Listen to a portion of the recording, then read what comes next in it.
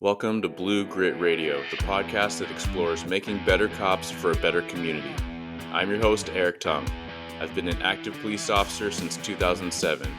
We will dive into the aspects of police culture, health and wellness, leadership, and mindset. You'll hear from experts not only from policing, but all industries as they relate to being our best with purpose, passion, and positivity. Join me as we share stories, lessons, and advice so we can all be better for ourselves, our teams, our families, and our communities. All right, everybody, welcome back. I'm joined by returning guest, Johanna Wender. Johanna, thanks for coming back on the show. Thank you for having me. Yeah, absolutely. So you may remember Johanna, and if you don't, check back. We're going way back, but episode 21 with Johanna Wender, Bravura Counseling. But yeah, do you want to talk a little bit about, a brief intro for those that don't know you, but as a first responder, a counselor, an advocate for mental health. Yeah, plug away, please. Sure. I am a licensed mental health counselor in Washington, and I'm a licensed professional counselor in the state of Texas. And I have a private practice, Bravura Counseling, where I exclusively work with first responders, military vets, their family members. I mostly work with post-traumatic stress, but I also see a lot of depression, anxiety, just work-related stress that you commonly see in this field. I'm part of the first responder family, so it's very near and dear to me. And I also do department wellness visits, wellness checks, where we do, once a year, or a couple times a year, essentially like the mental health version of a primary visit where we're meeting and talking about all sorts of ways that you can take care of your mental health and make sure that you are being proactive in that way so that you can instill good habits early on. Yeah, I love that. And just quick plug, Johanna's been working with my department, Kent PD, Renton PD, and I think it should be the trend. It should be not only the trend, but the norm.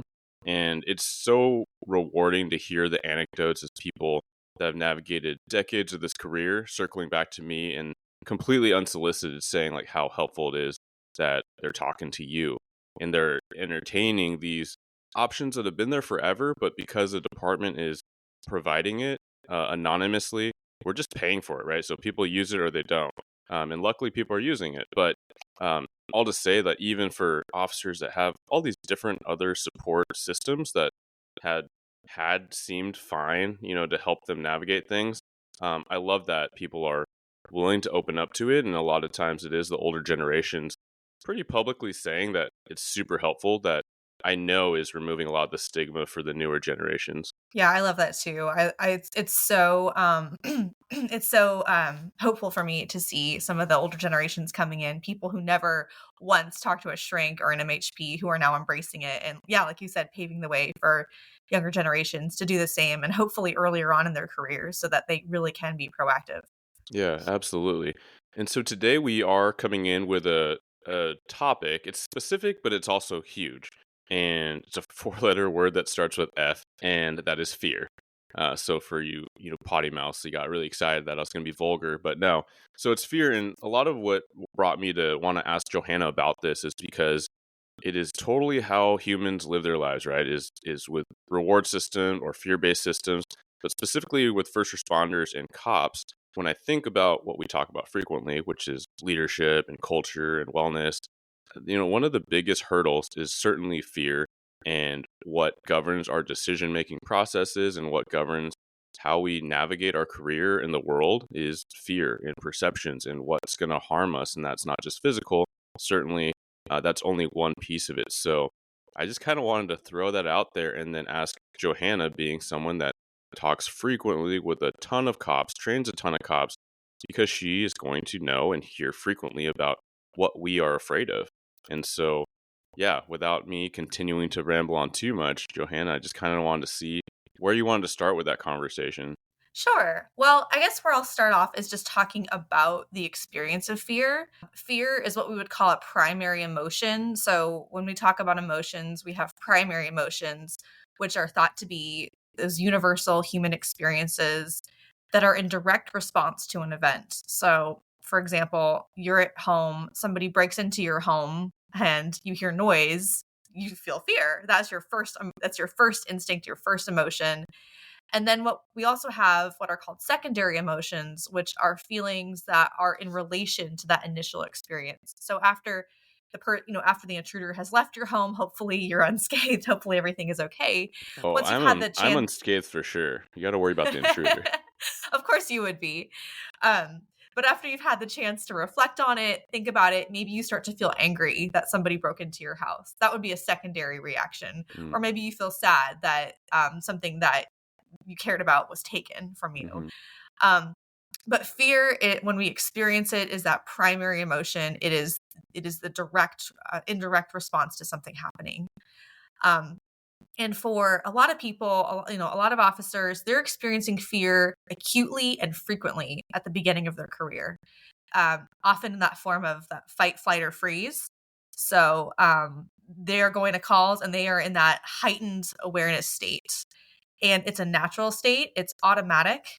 And sometimes I'll refer to it as like the lizard brain Mhm. reaction because it's, that part of our brain, way down in our brainstem, something we share with a lot of other living beings, Yeah. where we are going to have an automatic reaction to something that scares us, which is meant to help us survive the situation. So, fight, flight, or freeze.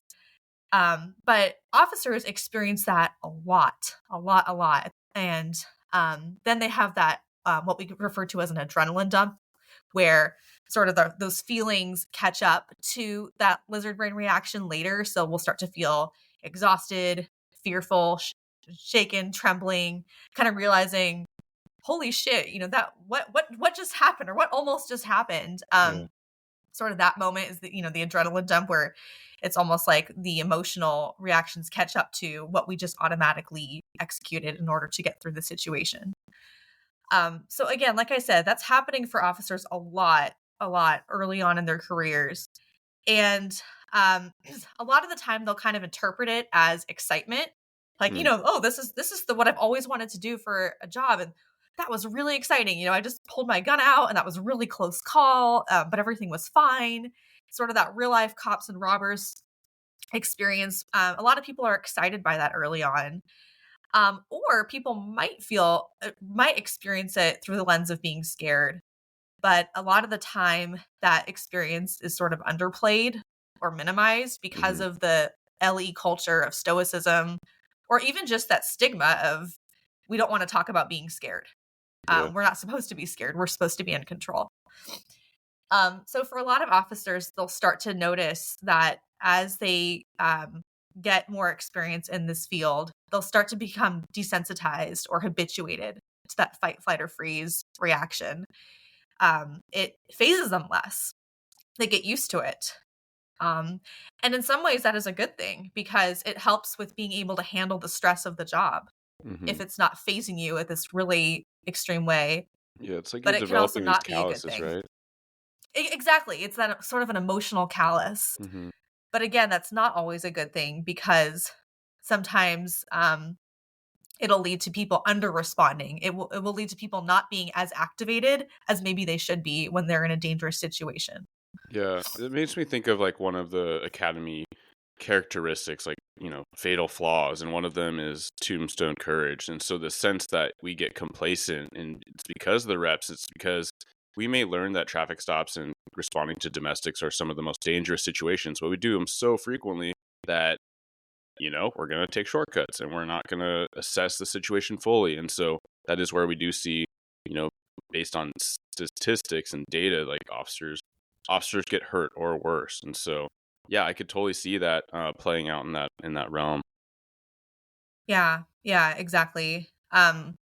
So sometimes we'll even see people, take greater risks both within work, like you said, maybe at a traffic stop, they won't go through all the checks and balances that they might have earlier on, or it'll happen outside of work. Maybe they'll start, driving really fast when they go home, or they'll take Hmm. more risks with things like drugs or alcohol. And sometimes that can be because there's sort of that complacency or, lack of arousal in a fearful situation. It can also Yeah, just be trying to feel something because our brains don't work. Your brain doesn't work the same way anymore when it's been desensitized to that fearful situation that should cause a pretty extreme reaction.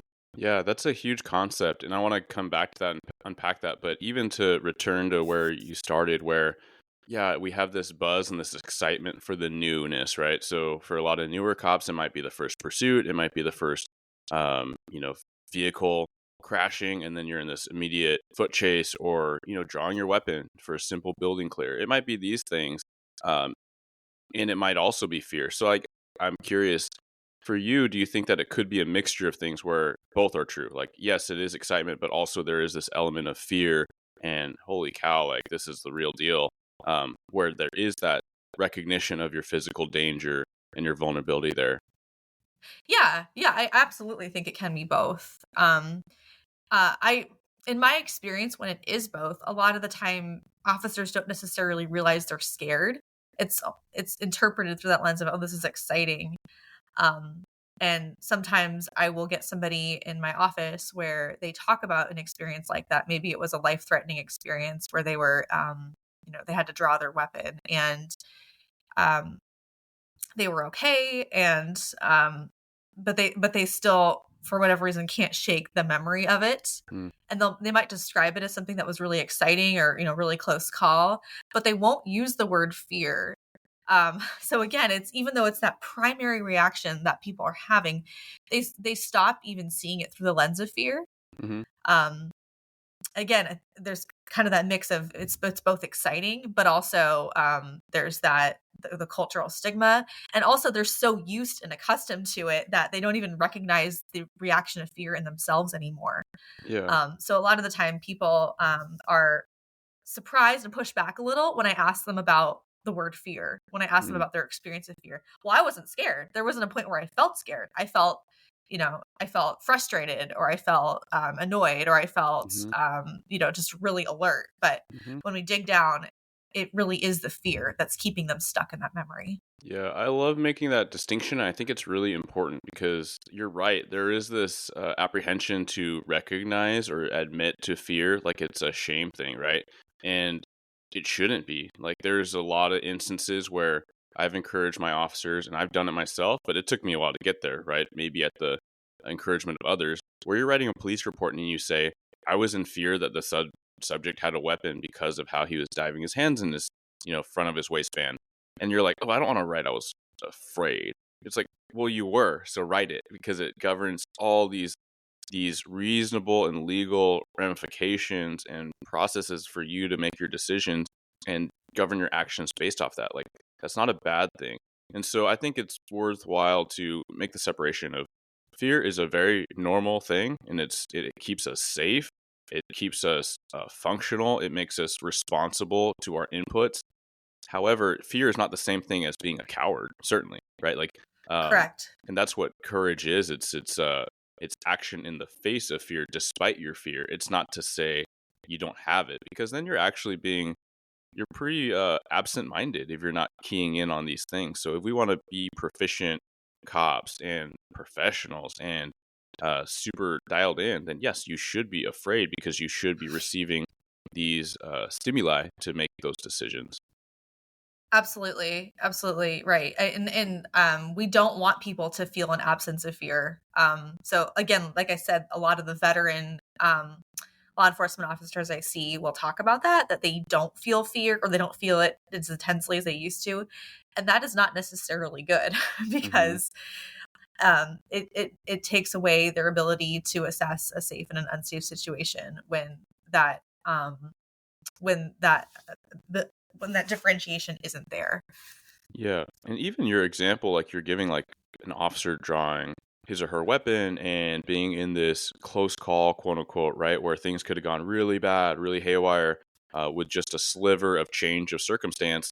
I think it's really recognizing to be fearful of a lot of different dimensions, and one of them might be their own personal safety, and another one might be their partner's safety, right? And like those are healthy things to recognize. But on top of that, where my mind goes is there's so many other layers. Like, okay, if I didn't fire my weapon and the situation was different, then would that have caused this, butterfly effect to other situations? Or if I did fire my weapon because the situation was reasonable to do so, man, now I'm opening up myself and the agency and political scrutiny. And like, I think it's very healthy, again, to recognize all these other factors that, depending on the officer or the group, they may or may not talk about it frequently. But I mean, it's a pretty common adage, and I want to ask you what you think on this and how much you hear it. But there's this saying that cops are more worried about um, shooting someone than getting shot, right? Because of the legal and the follow up pressure and stress from that. Yeah. Yeah. I certainly hear that more now, especially in Washington state where laws have changed and become, not necessarily as police friendly. Hmm. Um, I'm sorry. I'm trying to remember what your question No, was. you're good. Yeah, as far as, just curious if that is a trend that's coming up maybe more in your practice, or maybe it's just been a pretty substantial portion of officer concerns of getting in a The, shooting just because of all the follow up and the potential blowback of that. yes, I would say so. I talk with a lot of people who tell me that they're afraid of getting in trouble for essentially doing their job, Hmm. for doing what they're supposed to do. And a lot of people are much more hesitant to use any kind of force. And again, force is not just firing a weapon. There's Yeah. so many things one can do um, that come before that. And but a lot of people are afraid to use really any kind of force because they're afraid of what the blowback might be, about getting into trouble. They don't want to do the wrong thing and go to prison for essentially doing their job. And yes, I do hear more fear about that than even personal safety. Even though a lot of officers' personal safety is much more compromised now than it was a few years ago. It is not a great time to be a law enforcement officer in terms of people attacking and causing harm to officers. Hmm. But that's not something I really hear a lot about in my office. I don't hear people talking about fear of being assaulted or even killed at work. I hear them talking about being afraid to do their jobs. Yeah, absolutely. And kind of zigzagging around, but even on that vein, one of the things at the beginning I wanted to talk about was fear as it relates to organizational culture and morale. And with that, there is so much fear with a lot of folks and their bosses, right? Their agency leaders. And so I've been the receiving end of that, as an officer, as a sergeant.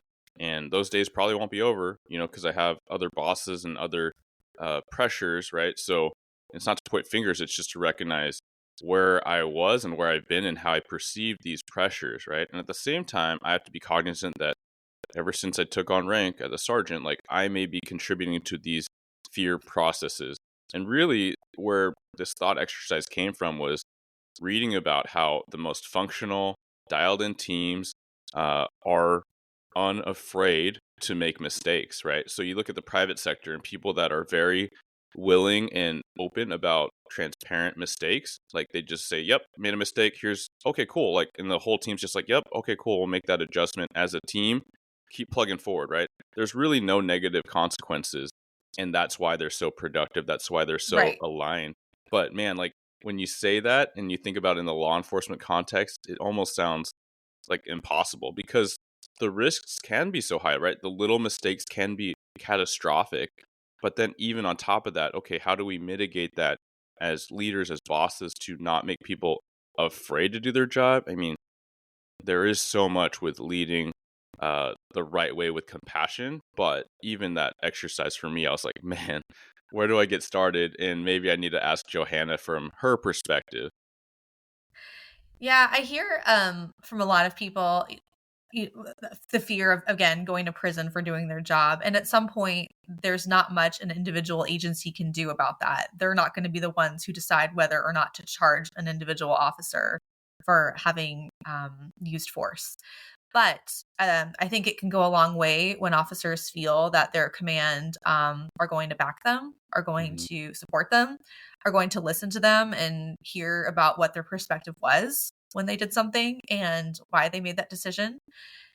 Even if their command staff don't agree with them or that decision, at least listening to them and sharing some perspective can be really helpful. Hmm. But again, I think just knowing that their command and that their agency is going to back them and supports them is huge. And that can go a long way in mitigating some of that fear at the state level. Yeah, and you might have said it right there, so this is recognizing that you talked to a ton of different first responders from a ton of different agencies in multiple states. And so we're not pointing the finger at one, but No. when I wanted to ask, what are things that bosses can do to show support, that leadership can do to show support? And you did mention, right, listening and allowing the shared perspective. Is there anything that you'd expand upon, because you do hear from so many people that either are or aren't receiving what they need as employees? Well, I think just trying to understand why someone's decision making was what it was. Trying to really hearing them out and not just talking to them like a 5-year-old. Okay, what were you thinking here? But Mm-hmm. really try to understand where they were coming from. Um, and using that as a teaching moment if it was something that goes against any kind of policy, but also being able to what I would say is validate them, right? I can see why you would have made that decision. I would have done the same thing. I would have done it a little bit differently, and this is why. Or, this is the way we used to do it, but now because of this law, we're doing it a little bit more this way. I hope you can understand. But you know, make creating a situation where you're sitting with that person and Mm-hmm. it's known to them that you're on the same team, that you're there together. It's not adversary. That can go a long way. Adversarial, excuse me. Um, that can go a long way, I think, in making somebody feel understood. Even if there's some sort of disciplinary action, just helping them to feel understood and heard goes a long way. Yeah, yeah, it's so huge because by nature of our job, we are investigating constantly, right? We're scrutinizing people. We're scrutinizing total strangers when we go into a situation. We're getting super judgmental. And this is not to point fingers, this is to recognize what it is. And so you go into someone's apartment in a dispute, and immediately you're assessing, like, okay, who's at fault? Who's a danger to me right now? Who's potentially going to go to jail? And you're picking apart every little nuance of how someone's speaking, what their body language is. And so many times, I've done this countless times. Every officer's done this. So if you deny it, like, you're lying. But when someone starts to tell the story of what happened and you cut them off, you're like, let's cut to the chase, right? And then you start injecting kind of the path of where you believe it's going. And a lot of times you're right because of trends and patterns, but sometimes you're not. And so I like to use this example when you think about talking to your peers or to your subordinates, right? Because I remember specifically what that was like, talking to different sergeants when I was an officer, and there was an issue that they wanted to address with me, and they just delivered what they perceived the issue to be. And they're kind of like, cool, I just need to tell you. And I remember being so frustrated, just being like, you literally didn't even ask for my side of the story. Like, you didn't even ask me about this in an open-ended way to be like, hey, so this came to my attention. What can you tell me about it? Because Exactly. I guarantee Hmm. a couple times I was in the wrong, and it would have been just a better conversation. And I would have received the feedback better. But the other times, there were two sides to the story, right? And so when someone came to me saying, hey, man, you're not in trouble, but I just need to tell you this, I was like, cool, I shouldn't be in trouble because I didn't even do anything, but you're not even going to listen. So cool, thanks for doing that, right? And so it is an invitation for us with positions of authority to recognize, hey, if we actually give people the benefit of the doubt and we actually assume good intent and we just want to be more effective communicators, we should ask and we should provide that space that you're talking about. Hmm. Exactly. Right. Even if there is a disciplinary action or the person did something that wasn't within policy or wasn't how they should have handled it, being able to just listen to them open-endedly and give them feedback after doing so. I think the other thing too is the command staff person talking to an officer has the benefit of all of that information that's since come out. And like you said, the officer is there at a scene trying to assess everything all within seconds sometimes. Hmm. And there isn't a whole lot of time to process or think through things. Again, a lot of the time they are in that fight, flight, or freeze, reaction. Whereas a commander reading a report, listening and watching body cam footage, they have the benefit of time, of being Hmm. able to use all of their brain because they're in a relaxed mental state. And they're able to think about things in a very different way than an officer in a matter of a few seconds. Yeah, and that's huge because, I'm newer in that role where, you are one rank higher and so you're one rank removed if you want to look at it that way. And I saw certain incidents that I was reviewing where it was more like a critique. It was like, hey, the majority that I saw I liked, but here's one thing to think about.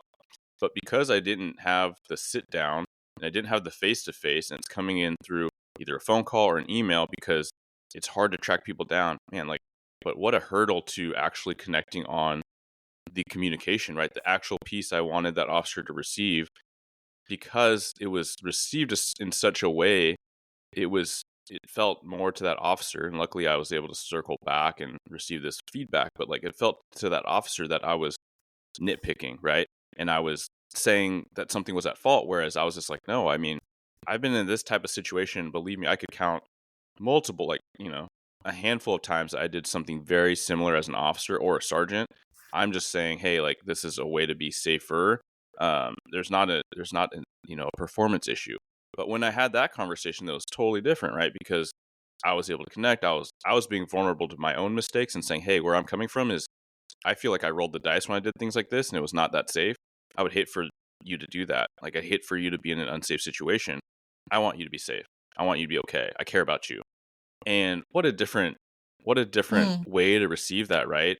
entirely But different. yeah, Hmm. it's my own issue with trying to be efficient, and I know that that's something that plagues me at times. So, again, we need to be so intentional, especially I think the higher the rank, that's where that there's a higher gravity with your words and how they are received or not received. Absolutely. Right. And there's and the sort of that notion among many officers that command staff, whether this is true or not, they have the idea much of the time that command staff are politicians, and Hmm. they're more of a politician than they are a cop, or too far removed from doing the work patrol itself to remember what that's like, or to be an ally. And I know that most of the time that is not true. So being able to speak to them in that Hmm. way, not as a politician, but as a fellow cop, being able to talk to them in that way, I think can do a lot of groundwork. I Yeah. wanted to say too about fear. So the average the average law enforcement officer, I've seen so many different statistics about this, and I'm sure it just depends on who measures it. But one statistic I see pretty consistently is that the average police officer experiences 400 to 600 critical incidents over a career. Hmm. The average civilian experiences 2 to 3 critical incidents in their lifetime. So just you think about the huge difference there. How much fear, how much fight, flight, freeze, or how much of that Yeah. experience is just repeatedly happening for law enforcement officers. Being able to have ways of dealing with that fear is imperative to protecting your mental health. Yeah. Um, Fear is the primary emotional reaction that's behind post traumatic stress and a lot of other mental health disorders, especially anxiety disorders. So, being able to have ways of processing it, of talking it through, of working through it as it happens or shortly after it happens can really help with preventing mental health issues down the road. That could even be something like going to a debrief Hmm. with your support or with other officers, and being able to talk through your experience of it. What was it like for you to be at that call, and what emotions came up for you? What kinds of thoughts were you having? Being able to talk through just your firsthand account of it, being able to talk to your significant other if that's something that the two of you do, if you talk about work, being able to have a clinician like me where you can talk about these things. I have some clients who they just want to meet with me to kind of work through these calls as they happen, Hmm. and they don't necessarily get post-traumatic stress reactions from them, but it's like, oh, I had this really difficult call a couple weeks ago, I wanted to talk through it with you and just make sure I've worked through everything on it so it doesn't bug me later. And that's such a great proactive way of managing your reactions and managing your mental health. Yeah. So I would say no matter what, just have an outlet, have a way of, either talking about it or working through it, at least with one other person, so that you don't pay the price later when, you've had a career and you've never worked through any of this stuff. I get a lot of those people in my office. Yeah, yeah, and luckily, like, better late than never, um, but yeah, I think that that's such a good recognition that there's so many facets that someone can consider, and, debriefs are hard, right? Like, it's something that we grew and we grew, after a number of years where we recognize that they're so helpful, but truly, at my agency, you know, guys and gals are going to multiple shootings a week, and they're patching people up, and they're doing life-saving aid, every couple weeks on a crew. It's like such a frequent situation that these critical incidents are so frequent that scheduling debriefs actually can contribute towards like more stress because you're trying to get everyone in a room and then it compounds on things. So we have to be a little deleterious about when we have them. But I have seen a recognized increase in, I suppose, validation for having like diffusings, right? So they just kind of come up in roll call or briefing where there's, whether it's a sergeant or a couple peer support folks, just to kind of bring up something that happened the night before, and some people are just like, yeah, that was definitely a pucker factor for me, and then it socializes that normalization of that reaction and that thought for everyone in the room. And I am super proud, and I've talked about this multiple times, on social media or on here, where I feel like this proud parent when I see other officers kind of just sharing in a vulnerable, very upfront way, and then they're building on each other and they're supporting each other in this very organic, very semi-public place and space that was super foreign to me when I look back, 10 or 15 years ago to when I started, and I can only presume, farther and farther back from all the anecdotes of people that have worked longer or retired from the profession. So I am hopeful that that's growing, and essentially you're socializing fear and normalizing fear in doing so. Yeah, that's awesome. That's awesome to see that cultural change. And I think we're going to continue seeing that, hopefully nationwide too, as it just becomes more normalized to talk about the impact this job has on people. Hmm. Um, we're human beings, and people can't do this job without it have impacting their emotions. They can't. And I think fear needs to be talked about as a normal, like I said, it's a primary emotion. It's not even something we're choosing. It's not something Hmm. that says anything about our character. It is a natural reaction to um, a scary circumstance. Yeah. And even speaking on that, it makes me think about how, yes, how beneficial it is to talk to people that are culturally competent. So the obvious ones are your peers, peer support, go peer support, and then also MHPs, right? Culturally competent MHPs that understand first responder work because it is different, right? So you can talk to, a general practitioner and they might be like, holy cow, like you deal with that. And that might not be the most helpful, kind of reaction when you're just trying to iron out what like a normal day or week looks like. Um, but it makes me also wonder, like, I can reflect on my own experience where sometimes, whether it was my spouse or sometimes it was my buddies, like sharing a story and just kind of unloading it a little bit. And the reaction was so significant from that person that I was like, oh man, like, this is not normal. And in some ways, it was actually helpful because in recognizing that, I think I was aware of how thick my, maybe emotional or stress calluses had become. And not to say like that's bad, like that's good, right? It helps you compartmentalize in a healthy way to process and do the things you need to do. But I felt like it Yeah, that was can be a helpful for good gut me. check sometimes. Yeah, because I was just like, man, this is not normal, like what we deal with. And in Mhm. some ways, I felt like proud that I was navigating it as well as I had been. And in some ways, I was like, man, this is kind of a good way to get back grounded and just recognize what kind of normal experiences and normal day to day looks like. What are your thoughts on that?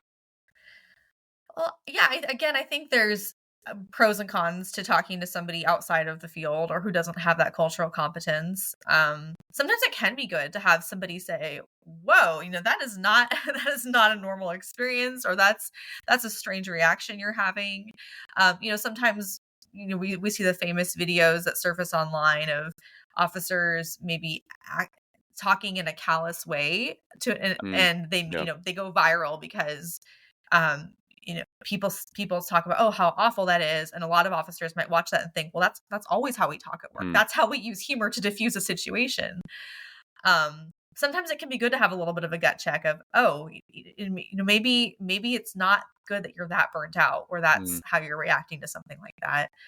On the other hand, it can be hard to be vulnerable with someone who doesn't get it, who thinks that you are awful, who thinks that your job is just so crazy and wild, and they can't wrap their head around it. I've had a lot of people tell me they've gone to general counselors and haven't had great experiences because of that, because the MHP was well-meaning but just didn't understand mhm, the person's job, and so they didn't really know how to react, or they were crying at what was said. And mm, um I think you need to talk to somebody who can wrap their head around what the job is, and won't look at you funny for yeah. describing a normal day at work. Yeah, and I think that that would be so. I could see how that would be so practitioner dependent, right? Context dependent, because Mhm. I've said this before, right? If you're having relational issues, rather than critical, post critical incident or PTS type symptoms, and your availability is to reach out to a handful of these practitioners that are taking on clients, like maybe that's the route you take, right? And maybe you look at something else. But, because it is so increasingly hard to access first responder competent practitioners, it is something that I suggest. But at the same time, yeah, it's so key if what you're dealing with is super culture and profession related, then yeah, it's worth experimenting with that and seeking out someone that does have that competence. Right. Yeah. Yeah, it makes me think like with what you're just talking about, man, I just lost my train of thought, so I'll edit this. What was I saying?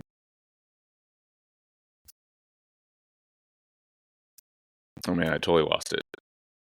Is that with diffusing, or I think it was about what you're just talking about, essentially, like someone being so taken aback. But yeah. oh man, yeah, super lost it. Let me just jump in a different way. Okay, so that conversation about essentially officers getting more used, man, hmm,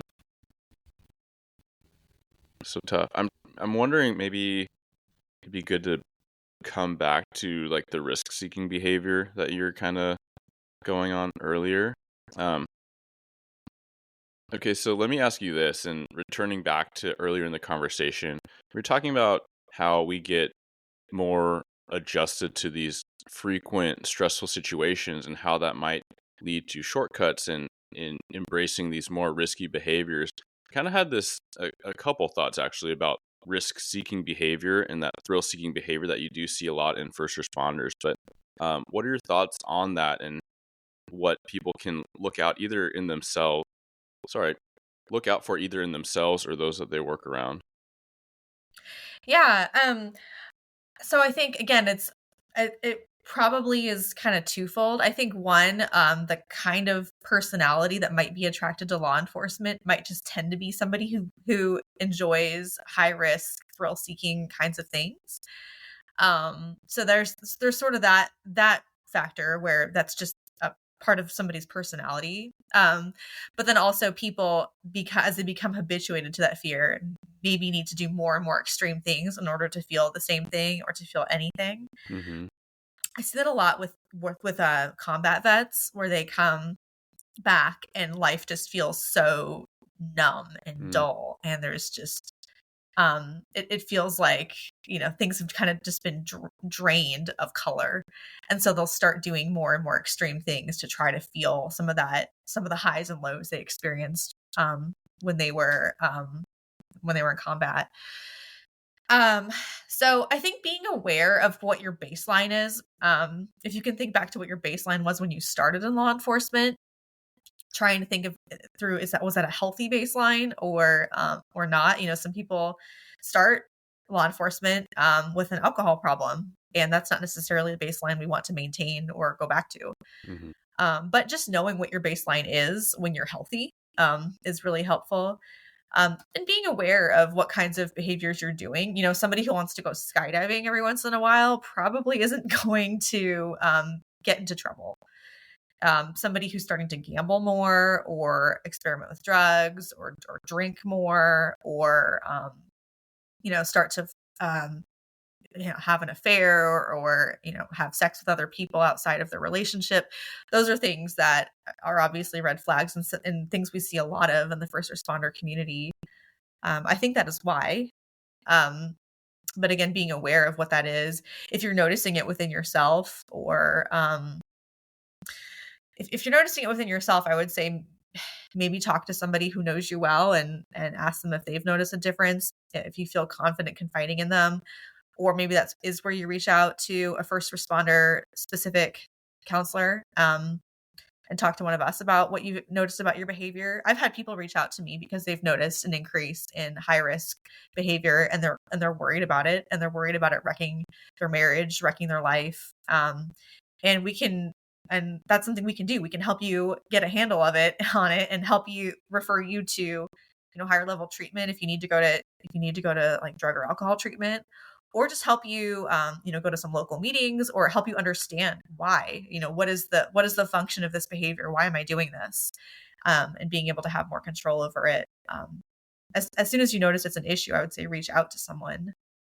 Yeah, and it's an uncomfortable conversation. I think it's even us talking about it. I think that there's a group of officers that might be listening, or first responders, or civilians that are listening to this and saying, "Well, that's not me," and then kind of skip to ahead, or kind of tune that part out. But I would I would submit that there are degrees where we're all experiencing it in some way, right? So my example for me would be, there is that essential callous, right? I keep returning to that word, but we're just becoming numb to what used to be exciting. And I like how you explained with combat vets, like things are just kind of dull because you experience this really high or this really low. And so everything's just kind of in the middle.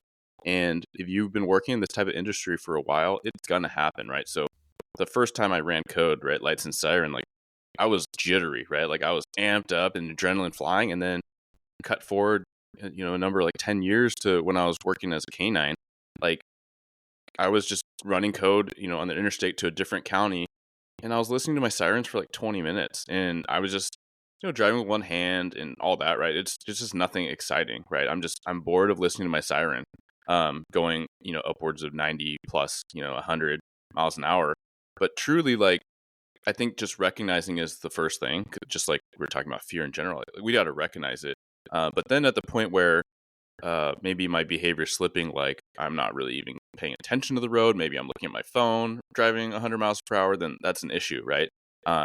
And so I think Right. that there could be some bleed over to, you know, risk seeking behavior or just riskier behavior. Maybe we're not actively seeking it, but we're just less attuned to how risky it is, if that makes sense. Just because we're so Right. conditioned. Exactly. I think people's ability to differentiate between those two things can get lost or can get eroded a little bit over time. So maybe what would have felt risky 15 years ago doesn't really feel like a big deal anymore. hmm Yeah, I actually wrote an article that when this airs, it'll be out on Police One, but essentially it's talking about scarcity mindset. And there's this book by Michael Easter where he talks about the scarcity brain or scarcity loop, where as humans or animals, we're seeking like this novelty and this avoidance of routine and this exciting stimuli, even when it's not good things, right? So he brought up how in some experiments, animals will they'd opt for like the negative response just to get something novel, or even humans have decided to receive an electric shock just because they're so bored. And it made me think about how we as first responders might interact with some of these I suppose like trends with addiction or just risk seeking behavior because we're trying to feel something or get some reaction. um yeah, and so I'm curious. I'll send it to you, but I'm curious if listeners do look it up. It's again just search engine, Police One or my name, and then the title is called "Combating the Scarcity Mindset: Addictive Behaviors and Vices," and it has strategies that I suggest for healthier police officers.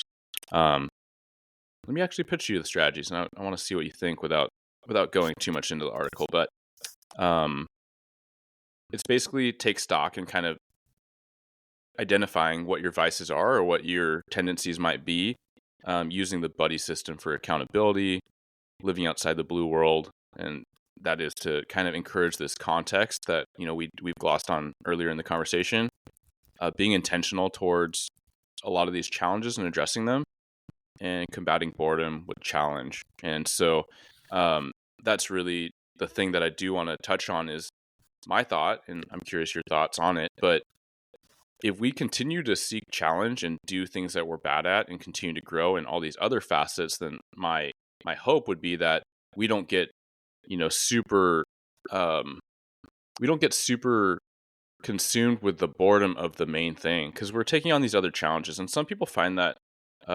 really easily in police work, and other people have to gravitate outside of police work, whether it's a hobby or whether it's volunteering or taking on this side hustle or this other endeavor with their family.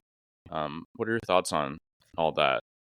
I agree. It sounds a lot like the work I've done with people where Mm, when we notice that they are acting in more extreme ways or risk-seeking ways, a lot of the time they're not really doing much else outside of work, and it's trying to develop more of a life outside of work, something that they're excited about outside of work. When work is the only thing or the main thing, and in some ways it has to be the main thing, right? You spend a huge percentage of your life at work. But when that's it can feel like that's it, right? And you have to do more and more to start to feel alive and feel excited about things. So it's a lot of it is kind of getting excited about life and what's going to make you excited, what's going to get you engaged in something outside of work.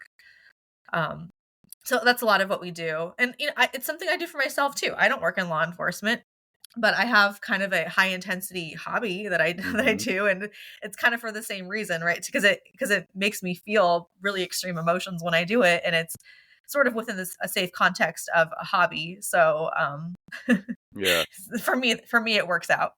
yeah. People are gonna think about like you're juggling flaming knives and swords, but actually probably arguably harder. um, yeah, you're an ultra runner, which like I have some friends that do ultra endurance, Ironman stuff and ultra running, and I hats off to you. Better person than I am, but I'm glad it's good for you. But yeah, I find that that is a really good way for me to filter a lot of that, a lot of just working towards something and setting goals, and again, high highs and low lows, and being able to do it within the context of a sport, for me works out really well, and that works well for other people. It doesn't work for everybody, um, but Yeah, a lot of the time that's what I'm helping other people with, is just finding things outside of work that can get them really focused and present in their lives. yeah. This jogs a comparison for me, as a younger officer, where when I was a newer canine handler and most of my canine career, like I was soaking up so much overtime, and I couldn't tell you where the money went other than savings. Like I wasn't saving up for anything, but I was trying to chase this, um, you know, the validation of building like a stronger team and getting all these captures, right? Very stat driven. So I was like, oh yeah, the more I work, then the more opportunities I'll have to dial in me and my canine partner, and we'll catch all these bad dudes, and on the day when a really bad dude needs to get caught, then we'll have a higher likelihood of doing that. So I was so like performance and achievement oriented, and just working way, way, way, way too much. Like I'd go in for these random like 3 hour shifts in the middle of the night, even when I was on day shift, just because I was like, well, cool, I'll just get up and work and then go back to bed, and no big deal. Like I don't have kids or anyone like depending on me in that way. And so I just did it. But cut over to one of my peers that I worked the majority of my career with, and one of the best cops I know. But he was so plugged in and dialed in, and he loved police work, loves police work, right? But oftentimes he would go in early and just wrap up paperwork just so he could get out and, quote unquote hunt, right? And like work these problem areas and develop street sources.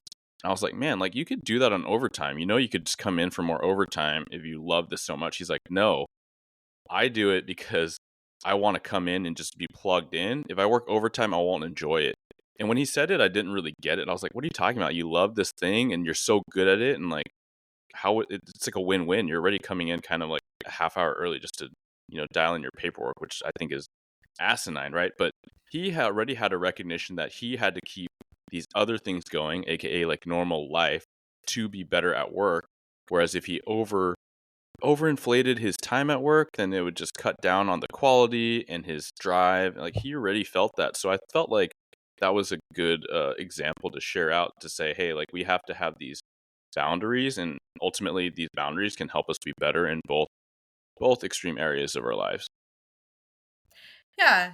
I think that's if I had him in my office, I probably would be curious and pressing him a little bit on that too.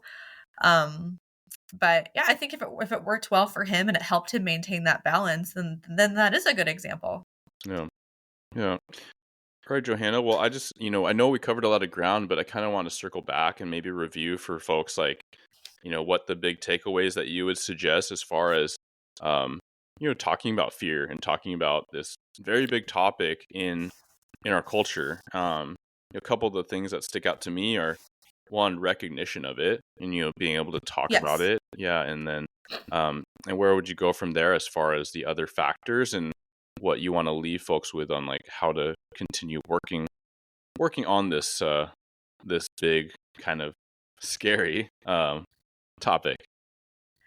Yeah, I mean, like you said, fear is a universal human experience. It's normal. And especially in a career where we are asking people to go out to a lot of really scary, awful, unpredictable situations, it's going to happen. And we need to talk about it as a normal experience. I think that law enforcement is getting better about getting rid of some of that stigma and being able to talk about having real feelings. But knowing that as your career goes on, you're going to habituate, you're going to become desensitized to fear. So it's important to have people in your corner that you can talk to about difficult things at work, about critical incidents, whether that's peer support, another coworker, friend, or significant other. Having people in your corner is an MHP is vital. You can find me on Instagram at First Responder Counselor, and my website is bravuracounseling.com, BRAVURA counseling.com. Awesome. Thanks so much, Johanna. Take care. All right. Thank you so much for having me. Bye-bye. Thank you for tuning into another episode of Blue Grit Radio. As always, support this community by subscribing, giving us a 5-star review, and following, liking, and sharing posts on Blue Grit Wellness on Instagram. You can reach me there or email me at bluegritwellness@gmail.com. Be well and stay gritty.